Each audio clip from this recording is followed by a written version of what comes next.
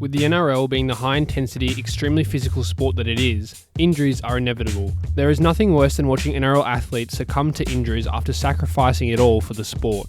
Unfortunately, careers are often put into jeopardy by the consistent punishment that comes with playing this great game. In this video, I want to highlight 10 NRL athletes whose careers were derailed by injury. This list is in no particular order. Number 10, Tamari Martin. A former New Zealand international and NRL grand finalist, Tamari Martin had one of the brightest futures in rugby league. In his debut season at just 21 years old, Martin would feature for the New Zealand Test side at 5'8", an excellent achievement. The following year, the North Queensland Cowboys would take a punt on the young gun and sign him mid-season. The season would eventuate in the Cowboys' fairy tale as both Martin and the halves partner Jonathan Thurston would lead the Cowboys all the way to the grand final. The Cowboys would lose the decider, although Martin would be the Cowboys' lone try scorer. His career with the Cowboys would continue to transcend until the 1st of May when he was given the news that he had suffered a brain bleed due to an unknown cause. He was out indefinitely with reports saying that the brain bleed was potentially fatal. After 9 months of deliberation and doctor's advice, Martin would have to retire at just 25 as he could not be cleared for contact training. The latest news on Martin was encouraging, with him slowly returning to rugby over in New Zealand. Number 9, Simon Dwyer. The West Tigers prodigy was heralded by the club as their next successful back rower. He showed signs of promise, winning the club's 2010 Rookie of the Year award as he slowly made his way into the starting 13. Dwyer's standout season would be epitomised by his hit on Jared Waerea-Hargreaves in the 2011 qualifying final, which is regarded by some as the hit of the century. Like, just look at that. Geez, that's filthy. The following season in 2011, Dwyer would build on his stellar rookie year, making his first representative appearance at the City Country level. He would also feature for the Blues in their development squad. Only a few weeks later was where Dwyer's career would come to an end, in a seemingly innocuous tackle where he would lose all feeling in his right arm. Dwyer would be diagnosed with a brachial plexus injury. With the brachial plexus, a network of nerves responsible for sending signals from the spinal cord to the arms and hands, the rehabilitation was always something that would be complex. Dwyer would have a successful surgery on the injury, but would still not regain enough feeling in his arm to play again. Dwyer can be now spotted alongside Michael Maguire in the coaching box as he took up a role as a performance analyst for the West Tigers in 2018. Number 8, Sam Burgess. One of the greatest English NRL players of all time, Sam Burgess's career would be defined as dominant, fierce, and as a winner. Burgess is a premiership winner, a Clive Churchill medalist, and was named the 2019 NRL Team of the Decade. His courageous on-field spirit was shown in his Clive Churchill winning performance as Burgess played on even after suffering a broken cheekbone in the early moments of the 2014 Grand Final. His tough, relentless play style would catch up with him as continuous shoulder injuries were too much to overcome. In the 2019 season alone, Burgess underwent his second shoulder reconstruction and then would need a shoulder clean-out in round 13. Complications with this clean-out procedure would lead to a serious infection where doctors would have to attend to daily. Even with these complications, Burgess would return to finish off the 2019 season, although his shoulder mobility had become extremely limited.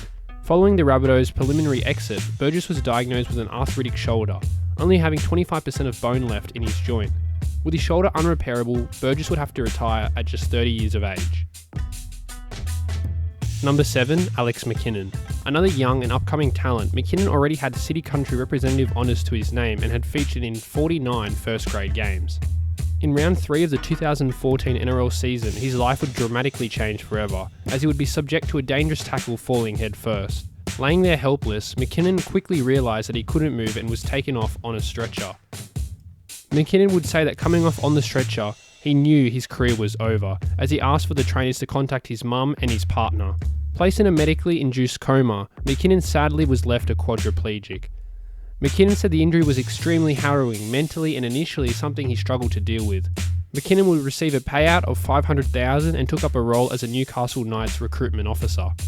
With McKinnon playing for New South Wales at the under-20 level and for the junior Kangaroos as well, it's not much of a stretch to think that at the very least McKinnon would have had a very serviceable NRL career. Number 6, Kyle Stanley. A versatile utility who could feature anywhere in the spine or in the centres, Kyle Stanley's ongoing knee issues robbed him of his NRL career.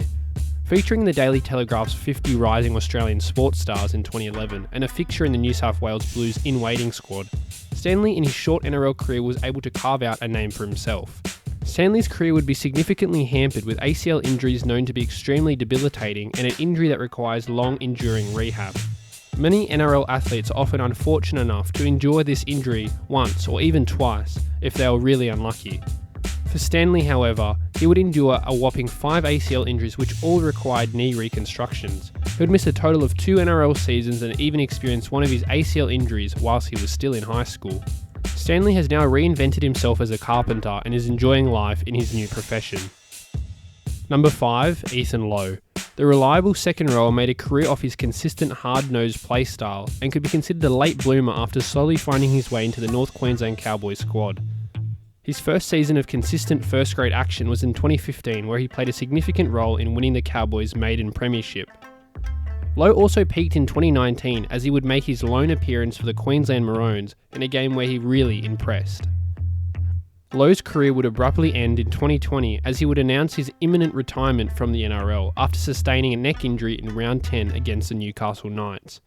It was believed that the injury was a reoccurrence of a spinal cord injury he suffered in 2016, with doctors saying he was unfit to play in the NRL. Lowe's career was criminally underrated by many, with his skill set one that would have complemented any NRL team. Number 4, Taniela Tuiaki. After making the switch from rugby union at the age of 25, Tuiaki hit the ground running in the NRL. In just his second season, he would be capped by the New Zealand Kiwis 4 times, and in his 3.5 seasons with the West Tigers, he would amass 42 tries, with his season in 2009 being his best. In 2009, Tuiaki would lead the league in line breaks, tackle busts, and tries. With the nickname Taniela the Tank, it's no surprise that Tuiaki was a strong ball runner who was incredibly hard to tackle. He also had great acceleration on the wing for such a big man. After a hat-trick in round 23 of the 2009 season against the Bunnies, Tuiaki would break his ankle in round 24 against the Eels. Even with his season cut short, Taniela would still win Dally M Winger of the Year and set the record for the most tries scored in a single season for the West Tigers. His ankle injury was not regaining strength after 3 operations, and after 2 seasons, Taniela would have to retire. For me, personally, Taniela Tuiaki is one of my favourite wingers ever. He really could have gone down as one of the great try finishers and possibly one of the greatest wingers ever. Number 3, Andrew Johns. Recognised as arguably the greatest player to ever play rugby league, Andrew Johns achieved everything one player could achieve. I could list his NRL awards, but the list would be endless. To briefly sum it up, Johns won 2 premierships, 3 Dally M's, and is the 8th Immortal, the most prestigious achievement in the NRL. Even though he had an excellent career, Johns' injuries became a factor, especially in the later part of his career. In 2003, he would suffer a serious neck injury which almost had him retire from the sport.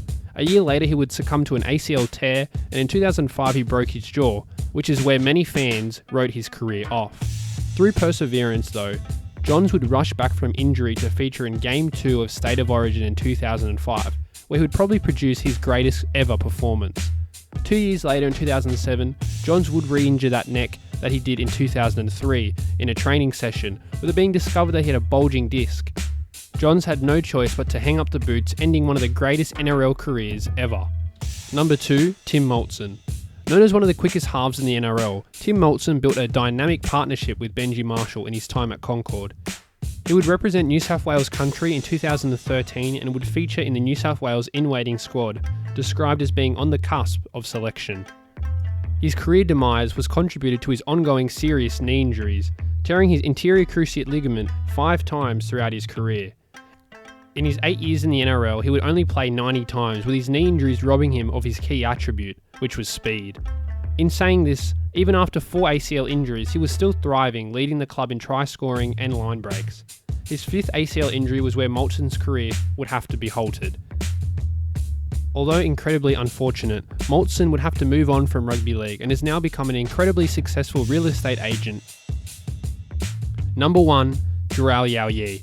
Yao Yi's injury probably gave us the biggest what if in rugby league history. At just 22, he achieved what 90% of NRL players never will, playing for both Australia and the Queensland Maroons. Yao Yi received other accolades like being named the International Rookie of the Year and being selected in 3 Indigenous All-Star games. He'd already played 60 times for the Broncos by 22, with his blistering pace his top attribute. In round 4 of 2012 was where Yao Yi's NRL career would end. a regulatory crossfield kick was put up, and in the process of grabbing it, he would land awkwardly, with his ankle snapping under the duress of the surrounding defenders. It was an absolute awful injury that many can't stand to watch. From here on, Yao Yi would go into intensive rehab to return to the NRL. Yao Yi would describe this time as the scariest time of his life, as he spent many nights alone in his hospital bed under heavy medication.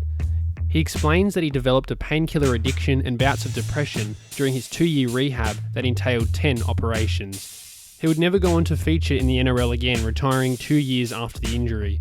Even with his career ended on the field, Yao Yi rebuilt his life off of it after his retirement.